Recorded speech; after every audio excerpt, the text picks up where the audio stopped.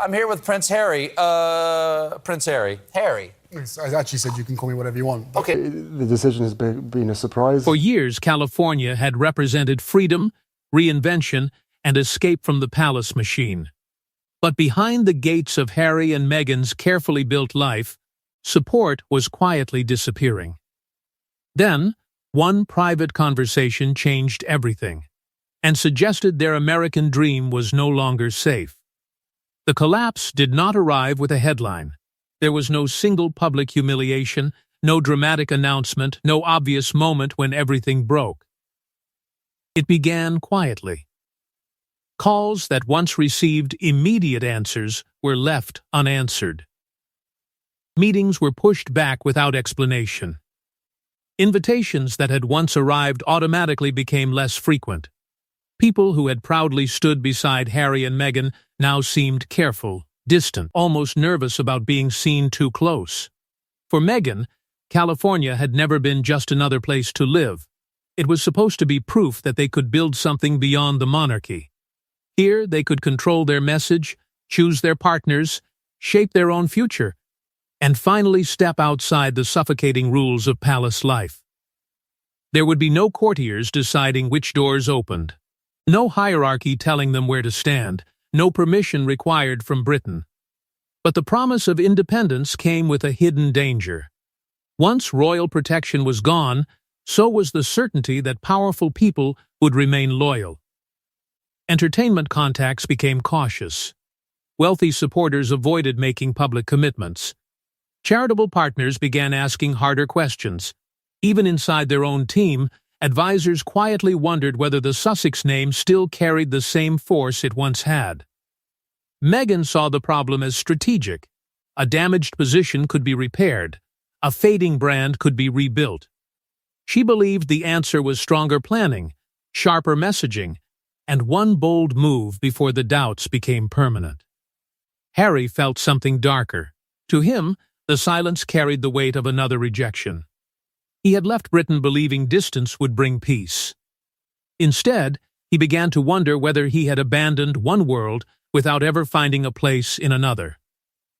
California had given him freedom, but it had not given him certainty.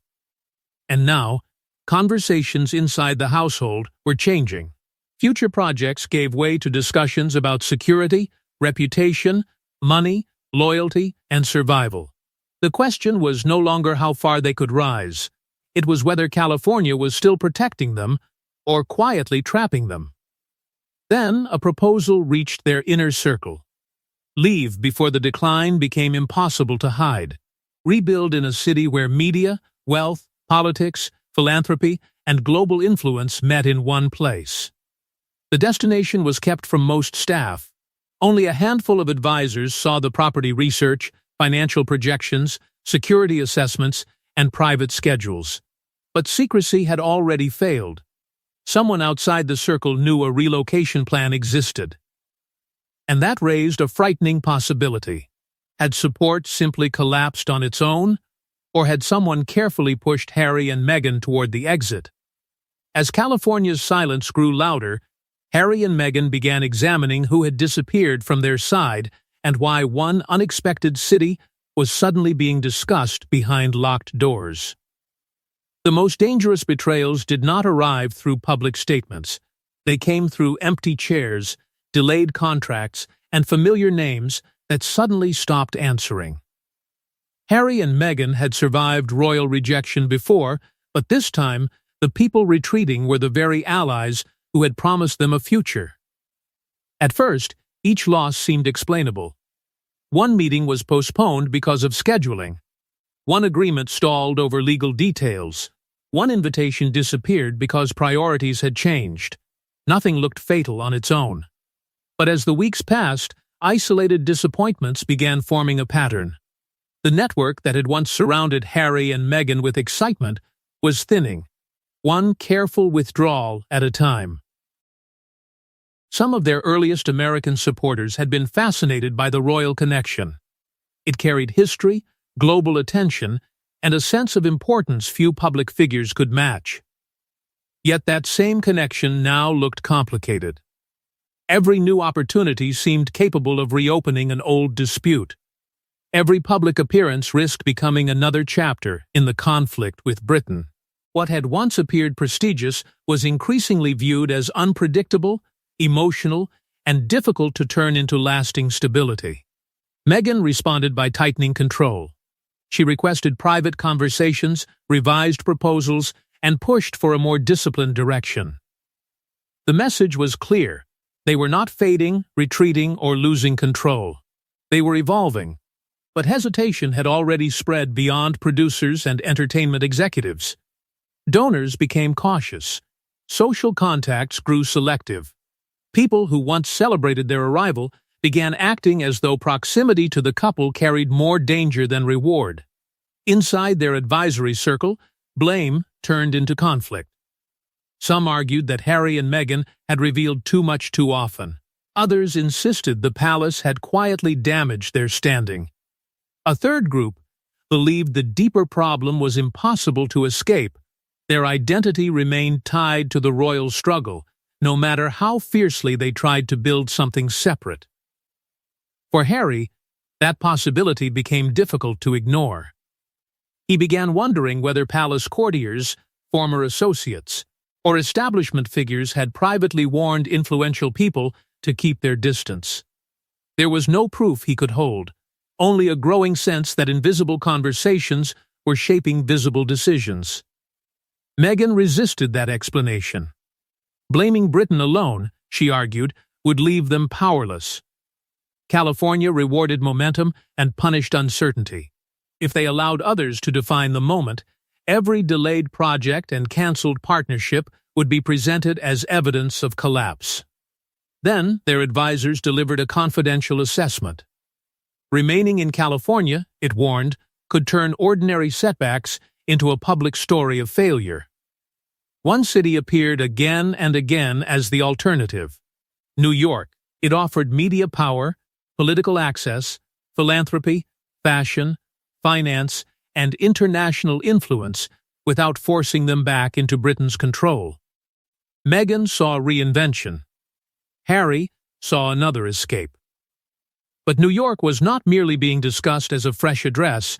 Behind the proposal was a far more ambitious strategy involving influence, royal relevance, and a future neither California nor Britain could fully control. New York offered something California never could: instant access to the institutions that shape global reputations. Yet the plan was not simply about changing homes. It promised Meghan a new power base and offered Harry a dangerous way back into royal importance without asking the palace for permission. The city was not being considered as a place to disappear. It was being studied as a headquarters. From New York, Harry and Meghan could place themselves closer to global media, major donors, publishers, diplomats, financial leaders, and institutions capable of turning public attention into lasting influence. California had offered distance from the monarchy. New York offered access to a different kind of establishment. The strategy required a complete shift in tone. Instead of remaining tied to Hollywood promises and celebrity partnerships, the couple could present themselves as serious international figures. Philanthropy, advocacy, business leadership. Carefully selected causes. Every appearance would be chosen to suggest authority rather than exposure. For Meghan, the attraction was obvious. New York was a city where relevance could be rebuilt behind private doors before it was displayed in public. One prestigious partnership could lead to another. A carefully arranged dinner could create access to donors, editors, executives, and decision-makers who had little interest in the fading enthusiasm of California's entertainment world. It would allow her to separate her future from the executives who had once promised rapid success but now seemed unwilling to commit. Harry's role was more dangerous. Advisors believed the city could position him as an international humanitarian figure, giving him a platform that felt royal without being controlled by the palace. But Harry understood the emotional trap. Such a role would bring comparisons with his mother, revive expectations he had never fully escaped, and place him back inside a public identity shaped by inherited duty. Their children added another layer. Raising them closer to the East Coast establishment could place them near elite education, diplomacy, inherited wealth, and old family networks. It was not simply geography, it was positioning. The proposal did not demand a total break from California. Selected connections could remain, allowing the move to be described as expansion rather than retreat. Yet the costs were immense: security, housing, travel, new staff, and a level of scrutiny their private California life had helped contain. Meghan believed delay was the greater danger. Every disappearing supporter weakened their position. Harry feared moving too quickly would expose desperation and confirm that their American dream had failed. But while they argued over timing, the circle of secrecy was already widening. Draft schedules, neighborhood assessments, school discussions, donor lists, and possible announcement language had passed through more hands than either of them understood. Then, the secrecy broke. A document intended for a handful of trusted eyes reached someone outside the circle, and the true scale of the New York plan could no longer be concealed. The leaked plan answered the question everyone had been asking. Harry and Meghan were preparing for life beyond California. But buried inside the relocation proposal was something even more explosive: a strategy to rebuild their authority while preserving the royal status the palace believed it controlled. The document did not describe a sudden departure. There would be no overnight escape, no dramatic farewell to California, and no immediate admission that their West Coast experiment had weakened. Instead, the relocation would happen in stages. Extended stays in New York would come first, followed by discreet property searches, private meetings, and the slow transfer of selected professional operations. By the time the public understood what was happening, the foundations of their new life would already be in place. The announcement itself had been carefully planned. Advisors proposed tying the move to a major philanthropic or institutional initiative, allowing Harry and Meghan to present New York as an expansion of their global mission, not a retreat from California. But hidden beneath that polished message was the plan's most provocative feature. They would continue drawing power from royal recognition while operating completely beyond palace control. New York offered the perfect middle ground. It was closer to Britain, more internationally connected than California, and linked to many of the diplomatic, charitable, financial, and cultural institutions traditionally courted by the monarchy. Harry and Meghan could remain outside the royal system while moving closer to its natural territory of influence. Property discussions added weight to the plan. One option involved a heavily secured Manhattan residence, supported by a quieter location outside the city where the family could escape relentless attention. Yet every advantage created a new concern. The children's education, security, privacy, and connection to the royal line of succession would face even greater scrutiny on the East Coast. Most surprisingly, the document included language for repairing selected relationships with Britain. There would be no return as working royals and no public apology for past accusations. Instead, carefully controlled contact could reopen certain doors without surrendering independence. For Meghan, the leak was a strategic disaster. The power of the plan depended on controlling its release. Now every New York visit would be examined as proof, while every California appearance would look like part of a slow withdrawal. Harry's reaction was quieter, but deeper. He wanted to know who had betrayed them. An advisor? A former supporter? A business contact? Or someone tied to the palace?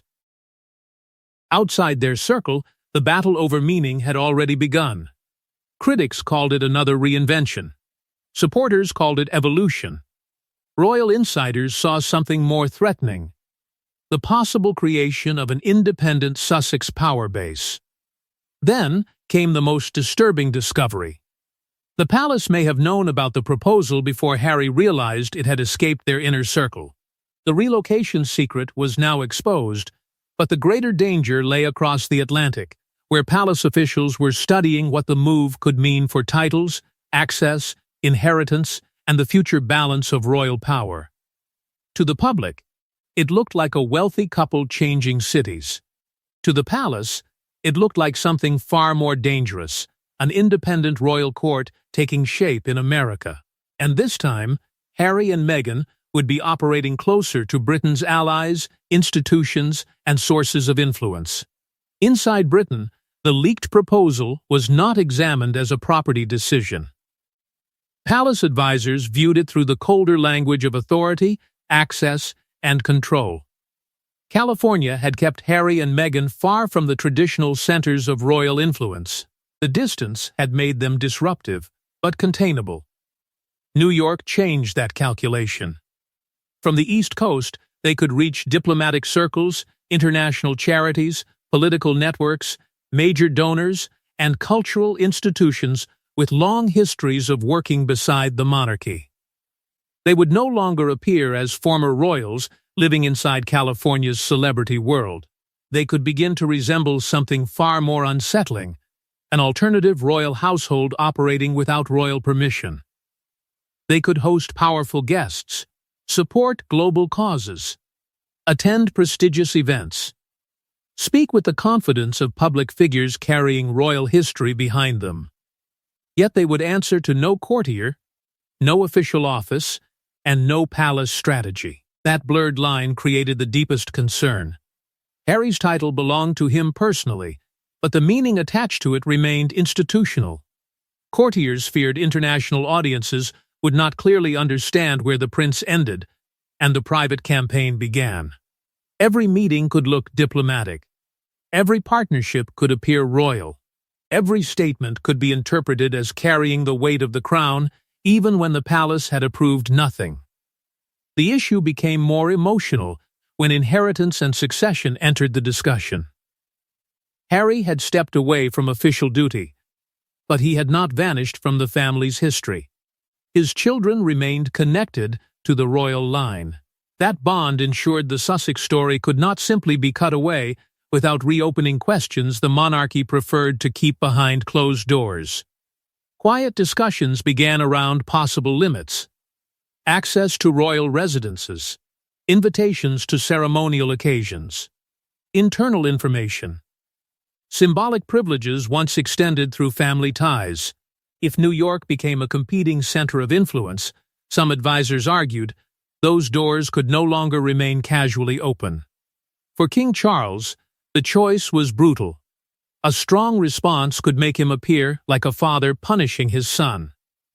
Silence, however, might allow Harry and Meghan to build lasting authority while using the prestige of the institution they had rejected.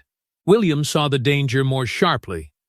He was not focused on one interview or one controversial project. He saw the beginnings of a permanent American structure built around the Sussex name. Meghan interpreted the palace anxiety differently. To her, resistance proved New York had power. The more Britain tried to restrict them, the easier it would be to argue that independence was necessary. Harry felt anger, but also longing. New restrictions would wound him, yet they would confirm that his royal connection still mattered. A warning was being prepared. Certain relationships could not be carried into New York commercially, politically, or symbolically without consequences. Yet before the palace could deliver its warning, the pressure inside Harry and Meghan's own relationship began to intensify, exposing the private fears hidden beneath their united public image. The world saw Harry and Meghan standing together against another storm. Behind closed doors, however, the leaked plan had reopened an older wound. Was every new beginning a courageous reinvention, or another desperate attempt to outrun a life that had stopped feeling secure?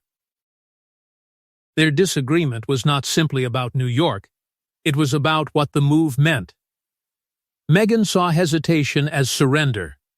In her mind, powerful people respected action, not uncertainty. Remaining in California while partnerships weakened would allow critics to write the ending for them. Every delayed decision would look like fear. Every cancelled opportunity would become proof that their independence had failed. Harry saw a more painful pattern. They had left royal duty. Then Britain. Then old friends, family relationships, and the life he had known since birth. California was supposed to end the running. It was the first place where he believed his family belonged to him, not to palace tradition, public expectation, or the demands attached to his title. Leaving it felt like admitting that even freedom had not been enough. But Meghan confronted him with the reality neither emotion nor loyalty could repair. Sentimental attachment would not restore fading partnerships. It would not finance expensive operations, revive uncertain projects, or stop influential supporters from withdrawing. To her, California had become a symbol they were protecting at the cost of their future. The argument deepened over the royal connection. Meghan believed their history was part of their influence and could not simply be erased. New York institutions would open doors because of who they were and what they represented. Harry feared that using that identity too heavily would trap them forever inside the monarchy they had fought to escape.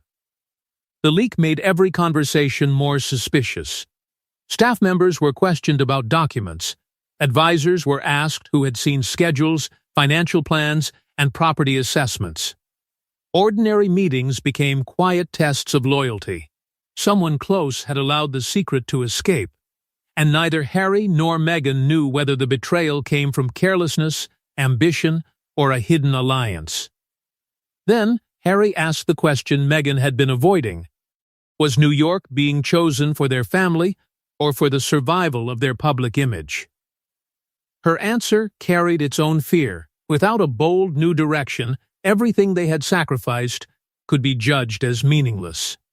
The palace. Family relationships. Public goodwill. Security. Years of struggle could end not in freedom, but in decline. Some advisors offered another possibility. New York did not have to become permanent. It could be leverage, pressure on California partners to return, and a signal to Britain that the Sussexes still possessed options. But before that strategy could take shape, one influential New York contact withdrew after the leak. The damage had already begun. With trust collapsing inside their circle and supporters retreating on both coasts, Harry and Meghan faced a decision that could no longer be delayed, and one final offer threatened to divide their loyalties completely. Just as the relocation plan appeared close to collapse, a powerful opportunity emerged from New York. It promised prestige, funding, and instant credibility, but attached to it was an unspoken condition that forced Harry and Meghan to confront the one thing they had never escaped: the value of their royal name. The offer was far more serious than another entertainment contract.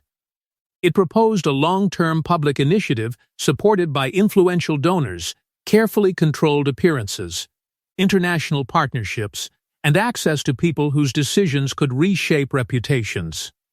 California had offered visibility. This promised legitimacy. For Meghan, the opportunity looked like the missing bridge between celebrity, philanthropy, business, and global influence.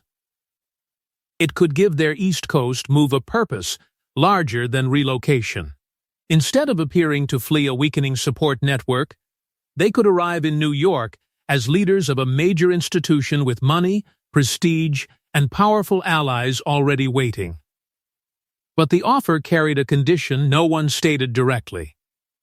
Harry's royal identity had to remain central.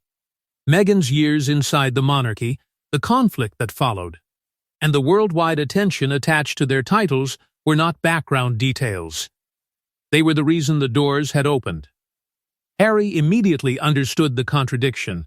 He had spent years challenging the institution that shaped him. Yet beyond Britain, its name continued to create opportunities. The farther he moved from the palace, the more valuable his connection to it appeared. That tension reached Britain quickly. Palace advisors feared the partnership could blur the line between private advocacy and royal representation. If diplomats, foreign leaders, or establishment figures became involved, Every appearance could seem unofficially royal, even when the crown had no role in it. Financially, the offer was difficult to ignore. It could stabilize staffing, security, travel, production, and charitable work that uncertain California deals had made harder to maintain. Almost immediately, people who had recently grown distant began returning. Calls were answered. Meetings reopened. Old enthusiasm quietly reappeared, exposing how quickly loyalty followed the possibility of renewed power. That sudden reversal created another suspicion. Perhaps the leak had not been accidental. Someone may have released the relocation plan to measure public reaction, attract competing opportunities, or force hesitant partners to act before New York moved ahead without them. Meghan faced a brutal choice: accept, and critics would accuse her of profiting from the monarchy again. Refuse, and they could lose their strongest path out of the California crisis. For Harry, the stakes cut deeper. New York might become a bridge back toward his family, or the final step that made reconciliation impossible. Then, a private message arrived from Britain. The warning was direct. Accepting the plan would permanently change how the palace dealt with him. The warning left no room for illusion. Choosing New York would not simply close a California chapter, it could redefine Harry's place in the royal family for the rest of his life. Harry and Meghan had escaped the palace, crossed an ocean, and built a life around freedom. Now they stood before another departure, but this time there was nowhere to place the blame. New York promised survival and influence, yet accepting it could expose what their independence had truly cost. They chose not to deny the leaked plan. A denial might calm the headlines, but it could also trap them in California if another supporter withdrew. Confirmation carried its own danger. Moving too quickly would make the decision look desperate. So silence became their weapon. Behind that silence, the work continued. Properties were assessed, security demands were reconsidered, educational options were discussed. Advisors measured which California relationships could still be saved and which had already become empty promises. Meghan was determined to turn exposure into momentum. New York would not be presented as an escape. It would represent growth, seriousness, and international ambition. The story had to change before critics decided what the move meant. Harry demanded limits. He wanted clearer boundaries between commercial work and royal identity. He wanted stronger privacy for the children. Most of all, he wanted fewer decisions driven by the exhausting need to remain visible. He had left Britain to protect his family from an institution that seemed to consume private life. He would not willingly build another machine that demanded the same sacrifice. California now carried a different emotional weight. The home that once symbolized freedom had become tied to broken alliances, unfinished projects, relentless judgment, and promises that never became permanent security. Yet New York offered no true refuge. It promised access and influence, but also constant observation from American media, British newspapers, political circles, and royal insiders. Across the Atlantic, the palace prepared for a future it could not fully prevent. Harry and Meghan might operate independently, but their names would remain connected to the monarchy's global image. Every success could strengthen their position. Every controversy could return to Britain. Whether the move might repair Harry's relationships with Charles and William remained uncertain. Being closer could create opportunities for contact. But if New York became a competing center of influence, proximity might deepen the rivalry rather than heal it. Then came the final twist. California's collapse may not have created the relocation plan at all. It may simply have accelerated an idea Meghan had considered long before supporters began disappearing. That possibility revealed the contradiction at the heart of their journey. Harry and Meghan wanted freedom from royal control, while preserving the history, recognition, and influence royal life had given them. And as the first quiet preparations begin, one question remains unanswered. Are Harry and Meghan moving toward a stronger future? Or carrying the same palace conflict into a city powerful enough to make the next confrontation impossible to contain?